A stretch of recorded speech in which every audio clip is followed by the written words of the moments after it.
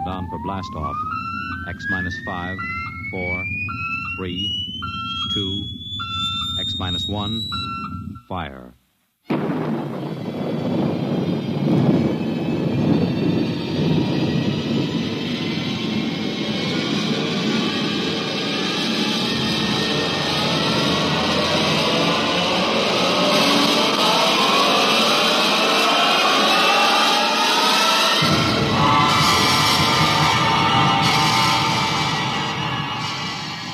From the far horizons of the unknown come transcribed tales of new dimensions in time and space. These are stories of the future, adventures in which you'll live in 1,000,000 could-be years on 1,000 maybe worlds. The National Broadcasting Company, in cooperation with Street and Smith, publishers of astounding science fiction, presents X minus 1.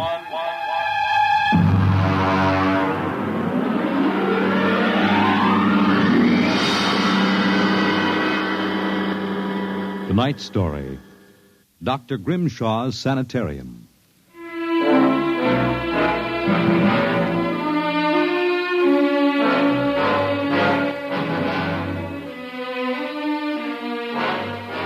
What you will hear in the next half hour represents either a magnificent hoax or the true explanation of the famous Grimshaw Sanitorium scandal which made the headlines back in 1947. The manuscript upon which this account is based was removed by the New York State Police from a fountain pen cover found in the doorway to Dr. Grimshaw's study. We offer this manuscript as evidence only. Whether it is authentic or not, you must judge for yourselves. My name is John Dougherty.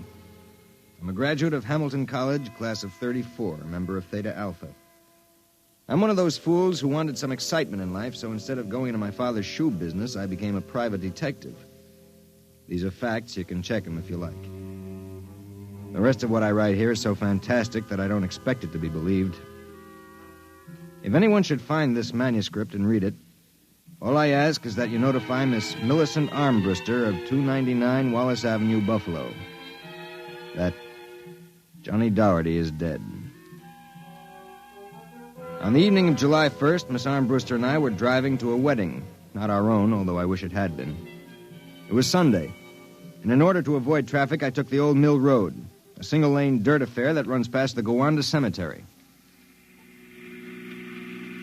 Johnny, aren't you going too fast? Not for this road. There isn't a thing around except some tombstones and... Johnny, the gate to the cemetery. Well, what about it? That hearse, look out! Look out! We skidded for about 20 feet and slammed into the back of the hearse. The two rear doors buckled and snapped open. It was a freak. A huge oak coffin with brass handles tipped up and began slowly to slide back toward us. Oh, how horrible. You stay right here, baby. You okay, Mac? You don't pay much attention to speed limits, do you, Jack? Now, look, let's not get hung up on who was right and who was wrong. I was going too fast, and you were traveling without lights after dark. Let's see your driver's license. Right here. Oh. Private eye, eh? Now, if you don't mind, who does this joy wagon belong to? Gowanda Funeral Service. It's being rented to Grimshaw. Who? Grimshaw from the private sanitarium. Mind if I ask what you were doing after dark coming out of a cemetery with a wooden kimono? We're moving one of Grimshaw's patients to a new grave. They always travel like this? Look, Hawkshaw, how about skipping the 3rd degree and giving me a hand getting this box back in the wagon? A pleasure. Better screw on that cover again. It's going to slide off. Let's get it in the hearse first. Okay, Junior. You get on that end. Okay. You ready? Yeah, lift. Now just slide it. Oh, brother, who's in there, King Kong? Look out for the cover. I told you that would happen. What's the guy's name, Junior? Oh, why don't you ask him, Sherlock Holmes? A real wise guy, huh? I've got half a mind to report this accident. Yeah, well, go ahead. See where it gets you. Now, if you'll pardon me, I'll deliver the body.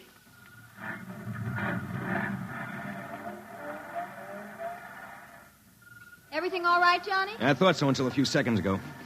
Listen, Millie, can you sit here in the car for another 5 minutes?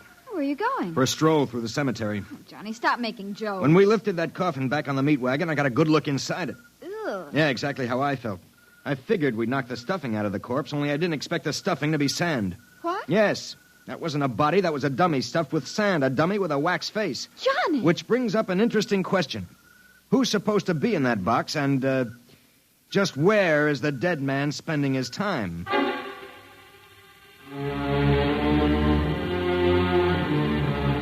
Sometimes in my business, when things drop off, you have to go out and, dig up new clients. My next case was a gentleman named Harlan Ward Sr., a wealthy automobile manufacturer. I'd gotten his name off his son's tombstone. Are you trying to tell me, Doherty, that my son Harlan was never buried at Gowanna Cemetery? Exactly, Mr. Ward. But why? Maybe if you'll tell me the circumstances surrounding your son's death, I can help answer that. My son was a rather impetuous young man. Tall, good-looking. After his graduation from Princeton, he began drinking quite heavily. After he got into a couple of scrapes, we sent him to Dr. Grimshaws' Sanitorium in the hopes that he could be cured. While my wife and I were in Europe, we received word that he died, buried at Gowanna in our absence. Last week, my wife and I decided to have his body removed to the family vault here at Short Hills. How'd your son die? Suicide. You never saw the body? No, we couldn't get back from Europe in time. Now you tell me that his coffin contains a dummy. How do I know this whole thing isn't a plan to fleece me? You don't. But you're a rich man, Mr. Ward, and you're perfectly willing to take a chance that I'm on the level and that your son may still be alive. You sound very sure of yourself, Mr. Doherty. My fee is a $2,000 retainer plus expenses. What sort of expenses? However much it costs to take the cure at Dr. Grimshaw's Sanitorium.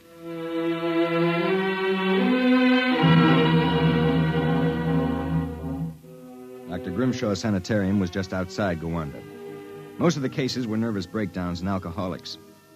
I committed myself as a dipso, and just to make it convincing, I stopped at 5 or 6 bars on the way over. I was interviewed by Grimshaw himself, a small man with a fringe of white hair.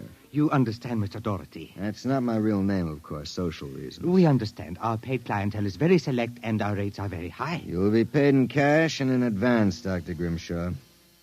How long does a cure usually take? That, of course, depends on the degree of alcoholism. This is my assistant, Dr. Boyner. How do you do? How do you do? We are accepting Mr. Doherty as a patient. Better place him in the ward with Mr. K and Mr. Keiki. Mr. K is a long-term patient, Mr. Doherty, a highly intelligent man, formerly a professor of plant pathology. Mr. Keiki suffers mild delusions. I think you'll find him rather amusing.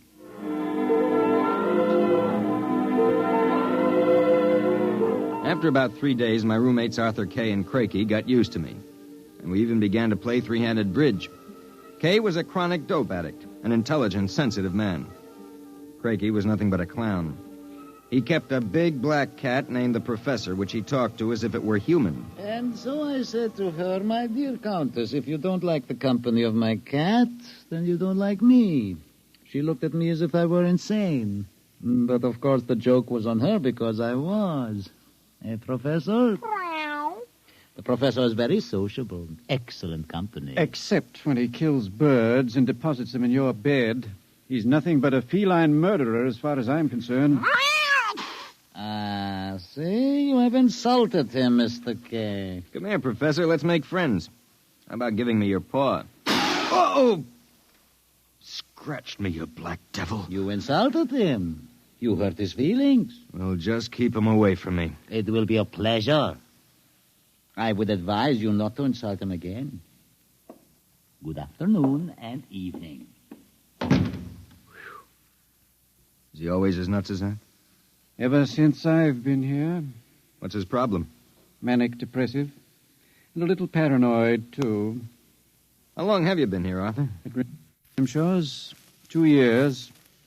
I left for a while, but I couldn't stay away from the junk, so I committed myself again. Did you, happen to know a patient here named Harlan Ward? Why do you ask that?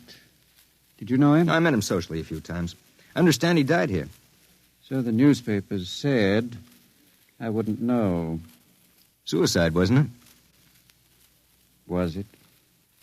You're being pretty careful, aren't you? Mr. Doherty, what would you say if I were to tell you that I don't believe Harlan Ward is dead? What? makes you so certain? He used to share this room with us. He slept in the same bed you now use. I see. He was an alcoholic, doing quite well, too, from what I could observe. We all expected him to go home soon. Then one evening he had a violent fight with Crakey. Crakey accused him of snooping or something. Later that night, Grimshaw and Voyner took him out. Where? Where they take all the special treatment cases to the charity clinic. It's that small building on the other side of the stone wall. A few days later, we read about his death. Suicide, they said. Just what makes you think he's still alive, Arthur? This? About a month ago, I was in the garden next to the wall that separates us from the charity clinic. Suddenly, I thought I heard a sound, like a child whimpering. It stopped. And a moment later, this note came over the wall, wrapped around a stone. What's it say? Help me, for God's sake, Harlan Ward. Arthur, how would you like to have some fun? Like what? Like sneaking out tonight and going over the wall to the charity ward? What do you say? It would break the monotony a little. I suppose there's no real harm in it. Of course not. I'd go alone, but I'll need help scaling the wall. Will you do it? All right. I'll go with you.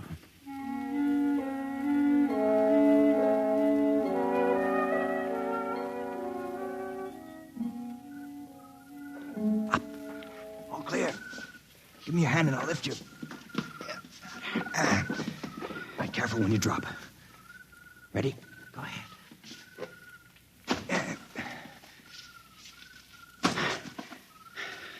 There's a charity building over there, the one with the lights in the basement window. Come on. Let's crawl over. Maybe we can see something. Shh. Listen. Can you make out what he's saying? No, I can barely hear. Good Lord. What was that? Probably some patient having the DTs. Let's have a look. Easy, it wouldn't do to get caught now.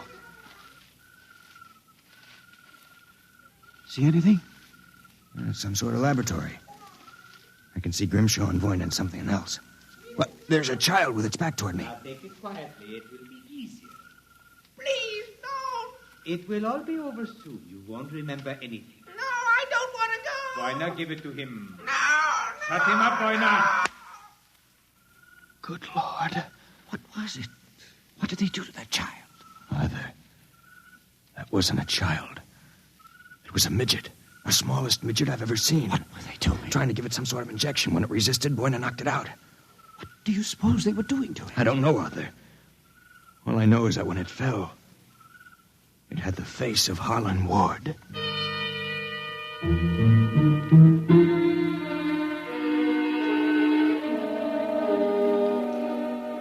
All the way back to our room, my brain was working like some frantic pinball machine. Only the score somehow wouldn't add up. The pieces were there, all right. A crazy old doctor, a brutal assistant, a private sanitarium, and a midget with a dead man's face. I thought that when I got back to our room, I'd have some time to think about it. I'd forgotten about our friend, the happiness boy, Count Crakey. So, I caught you. Fine, you've caught us. Now how about crawling back into the woodwork like a good little count? Where were you? Mink hunting. Arthur and I like to go mink hunting at night. You make fun of Count Crakey? I shall report you to Dr. Voyner. You'd better not if you know it's good for you. So, you threaten me? Me, Count Crakey? I shall scream for help. Help! Help! Did you hurt him? Just knocked him out. What do we do now? Put him to bed. Hope that when he wakes up in the morning, he's forgotten the whole thing. And if he hasn't? He's too crazy for them to take seriously anyway. Come on, let's get him back into bed.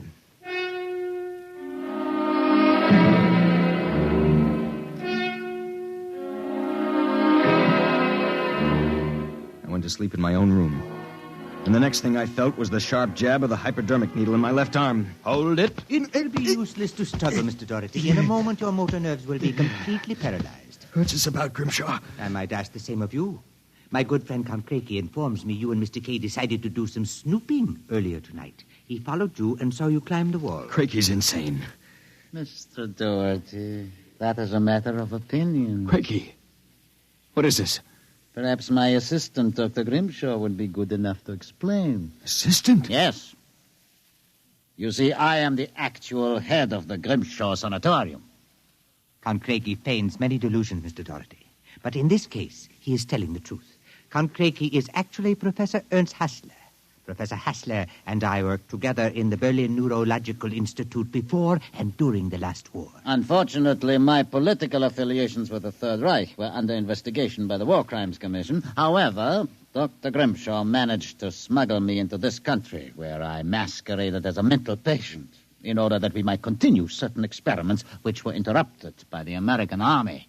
I can imagine the sort of experiments you conducted. You and your friend Mr. Kay will discover their exact nature very shortly, Mr. Doherty. It is a magnificent opportunity to serve science. I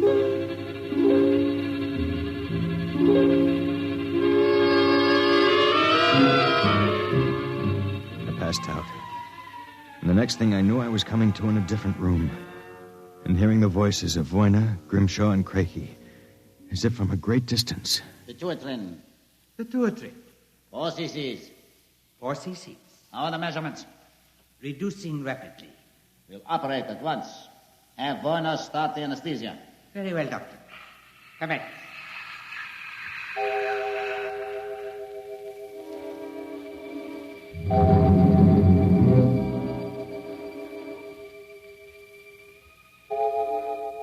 When I came to again, I had a blinding headache. I began to wonder if Craigie and Grimshaw weren't doing something to drive me insane, because I lost all sense of perspective. The room seemed to grow in size. I don't know how much time passed, but one day Craigie came into the room with a bundle in his arms about the size of a newborn baby. The bundle was my friend, Arthur Kay. And worse yet, I was exactly the same size that he was. Let me out of here. Let me out. Allow me to congratulate you, gentlemen. How are you feeling? You dirty monster. I'm disappointed, gentlemen. Do you not feel privileged to be a part of an experiment that will place me at the very top rank of the world's endocrinologists? What are you doing to us, you madman? It has long been established, gentlemen, that dwarfism and giantism result from injury to or malfunction of the pituitary and thyroid glands. The interlock between these glands was thought to be a hormone. I have discovered that this was incorrect. It was an enzyme. An enzyme I isolated some years ago. I was well on the way to synthesis in Germany when the surrender interrupted me. The interruption also limited the number and type of subjects on whom I could experiment. I was forced to find others. Such as Harlan Ward? Mr. Ward was only a control experiment. I suppose you planned the same for us. No, gentlemen. For you, I have reserved a special privilege.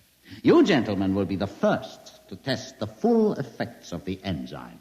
In short, I intend that you, Mr. Kay, and you, Mr. Doherty, when the experiment is completed, will emerge as perfectly healthy, normal individuals. Except, of course, that you will be only 5 inches tall.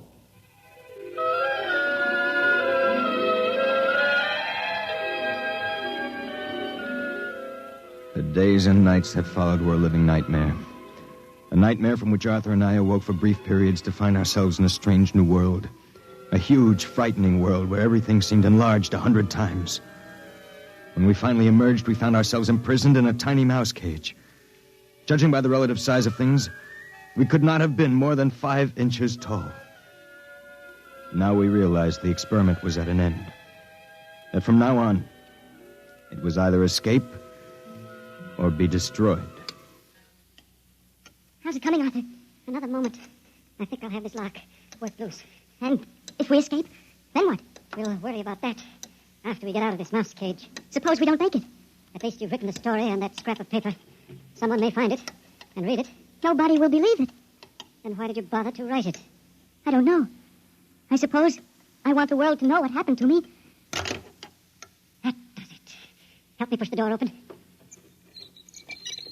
Now what? The first job is getting down to the floor. I think we can make it by sliding down the telephone cord. Are you game? Go ahead. I'm right behind you.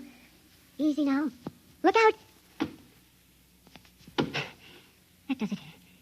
Now, if we can figure out a way to get out of the room, well, that should be... Uh-oh. Listen. Somebody's coming. It must be Craigie. We've got to hide. Here. The grate in the fireplace. He'll kill us if he finds us. Stay quiet. Well, my friends, Time for feeding. I trust that you... So, you have managed to break out. It won't do, you know. There is no way you could have gotten out of the room with the door and window locked. I know you are in here. I would advise you to save yourselves trouble and give up. Very well, my tiny friends. If you prefer to play the game of cat and mouse, then I shall be happy to furnish the cat. There is no way you can get out. What now? He's gone for the cat. If that monster ever gets in here, we're goners. There must be... Wait a minute. What? You see that thin strand of wire running along the molding? What about it? It's the automatic fire alarm. When the alarm is tripped by a fire or short circuit, all the locks are sprung so that the patients can escape from their rooms. If I can short that wire before Craigie lets the cat into the building, let's go. There's a tiny sliver of steel from the cage on the floor. I'll work with that. You keep an ear to the door. Go ahead. This insulation is tough as rawhide. This stuff. Hurry up, Arthur, for God's sake. There it is. Stand away. I'm going to short it. Ready? Okay. We made it. There goes the door. Let's make a run for it down the hall. If we can get to the garden, we've got a chance. I smell smoke. The short may have actually started a fire. Come on. Wait a minute. I have to go back. The manuscript. Don't be a fool. There's no time. Come on. You go ahead. I'll catch up. Hurry up. I'll wait in the hall. Only a second. I've got it. Come on. There's nothing to stop us now. Arthur? Where are you? It's funny. Arthur? Arthur? Arthur, what's happened to you?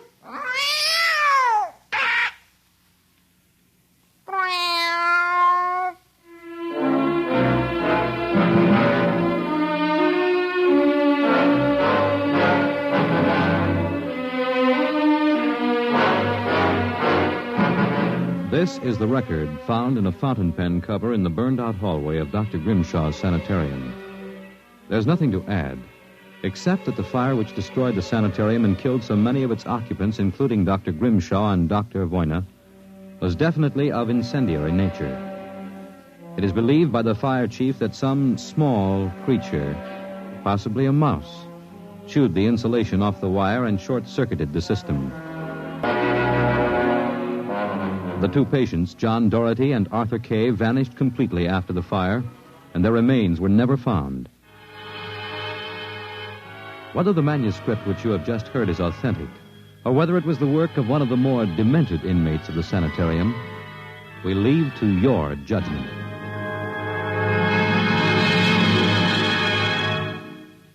You have just heard X-1, presented by the National Broadcasting Company in cooperation with Street and Smith, publishers of astounding science fiction.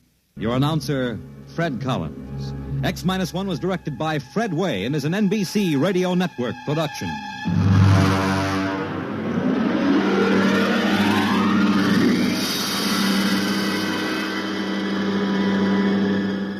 X-1.